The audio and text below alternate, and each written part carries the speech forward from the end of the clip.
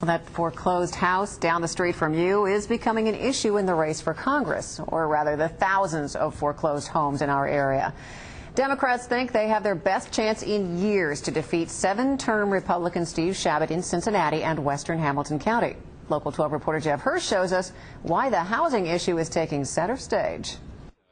Houses are going from for sale to foreclosed.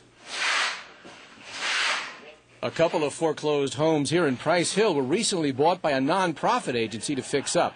But State Representative Steve Driehaus says Congressman Chabot is not doing anything to fix the foreclosure crisis. 3,000 homes in Hamilton County last year. Driehaus, the Democratic candidate, blasted Chabot for voting against a $15 billion foreclosure aid bill, which some other Ohio Republicans, like Deborah Pryce of Columbus, voted for. Congresswoman Pryce was quoted as saying, "I don't know how you can be from Ohio and vote against this." Driehaus brought along a fundraising heavy hitter, Illinois Congressman Rahm Emanuel, who organized the Democrats' successful 2006 takeover of Congress. We don't need somebody who's blinded by ideology, which is what's happened to Steve Chabot. The Democrats have thrown some pretty big names against Steve Chabot in the past, unsuccessfully, John Cranley, Roxanne Qualls. But this year, the Democrats have another big name, and they think he's really going to help.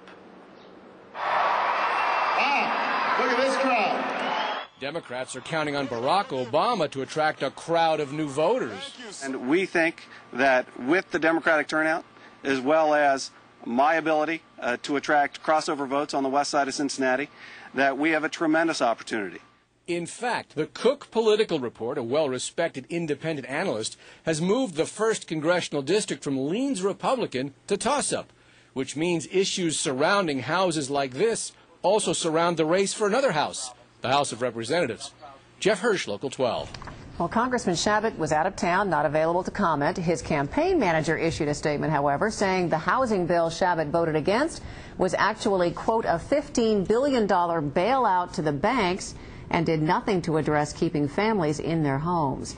The campaign says Chabot has led bipartisan efforts to help homeowners at no taxpayer expense. And Driehaus won't be able to come close to matching Chabot's campaign efforts.